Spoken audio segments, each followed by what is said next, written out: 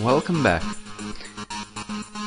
The last time I actually forgot totally about that Gandalf has now level 5. And actually I even forgot to cast protection spells, even 2 times in a row, so I'm not surprised that we failed so horribly. And now let me show all the sorcerer spells. Level 5 means level 3 sorcerer spells. So, level 3 number 1, yeah, it's very useful, and because it's Fireball. Rolls a deadly ball of fire into the monster's midst, inflicting 1 to 6 damage points per level of experience in each monster. We have level 5, so we can hit up to yeah, that's enough to really get rid of most of the monsters, and very quickly, because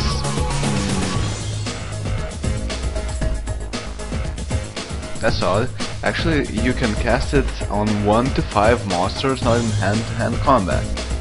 But I'm not sure if 1 to 5 means that the game itself chooses if it's 1 or 5 or 3 or something, or it's just that the minimum is 1.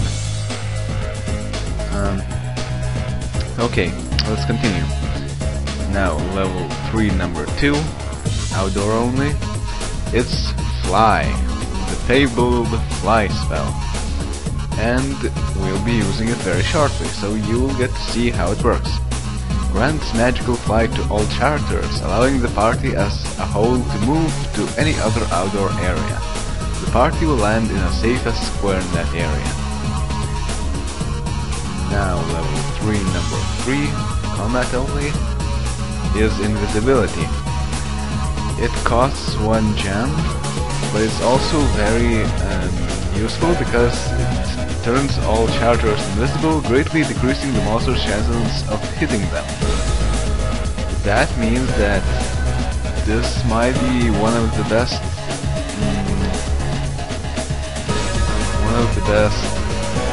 friendly spells. And now 3, 4 combat only again is Lightning Bolt. This is the spell that we will use when Fireball is either we can't use that because we're low on gems. Oh wait, Lightning Bolt also needs gems. Okay, so we'll use Lightning Bolt only if we have to inflict damage to monsters that are in the front row. It only affects 1 to 3 monsters and inflicts absolutely the same amount of damage as Fireball. Now, what we won't use is 3-5, also combat only, that's Make Room, and it only makes more people to the front row, so they all can attack, but that's really not useful because they'll simply get hit, and you don't want people like Gandalf or Frodo, although he is a hobbit, to fight. So next up is 3-6, again combat only, and it's Slow. Places an invisible force field around all monsters' feet, slowing them down to half their original speed and putting them farther back in the order of combat. The good thing is that it affects all monsters, so if something is very quick, you can use that to make them all slow. But it's not as useful as, I don't know, Fireball and Invisibility and Lightning Bolt, so we probably won't use it. Now number 7, again combat only, is Weaken. the good part of it is that it affects all monsters. Weakens all monsters, reducing each monster's hit points by 2 and armor class by 1. Well, the reduce each monster's hit points by 2 is actually as good as simply taking out 2 hit points from them. So that's really useful, and well, usually it doesn't fail. Now what is even better is 3-8. Last spell, and also combat only. It's web. 1 to 5 monsters not in hand to-hand combat, and it wraps those monsters in a supernatural web, preventing them from fighting for the duration of combat or until they escape. That essentially means that it's an upgraded version of sleep. That is, they will not be able to recover from that. But the downside is that only those monsters not in hand-to-hand combat are affected. And also it costs even 3 spell points. Okay, so let me switch to my map and let's continue our quest. If you don't remember, it was to find the second astral brother. I don't really remember if it's Zom or Zam, but it doesn't really matter. Passage outside. Exit? Yes. Exit. And yeah, I have no idea where we are, but it really doesn't matter because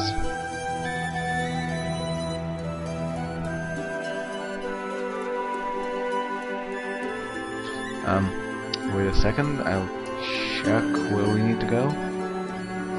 Ah yes, it's B3. Whoop.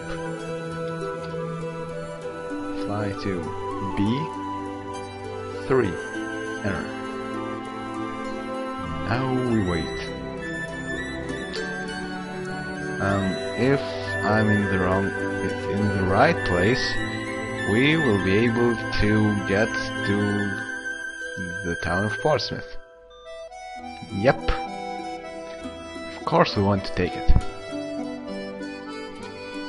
Now actually Portsmouth is a deadly place for males, because all the crossroads, well, those 4-way crossroads, like something like this will not affect us, but all 4-way crossroads drain all males, and it's just unlucky that all of our party are only males. But it's not that bad because, well, in Might and Magic 2, not having female members will be very bad because some monsters are affected by only male or female. So having some females there will be a necessity. Okay, this is the inn. Let's sign in. Lara, the innkeeper, Voluptuous daughter, asks if you will be spending the night. Sign in. Yeah, we will be spending the night. Or actually, we don't want to spend the night, but we'll sign in anyway. Now we have quite a lot of gold. It really tempts me to find what's available in the stores, but not this time. Okay. 5 C 2 4 jump. Now what's here? A watering hole? What the? Oh well. Now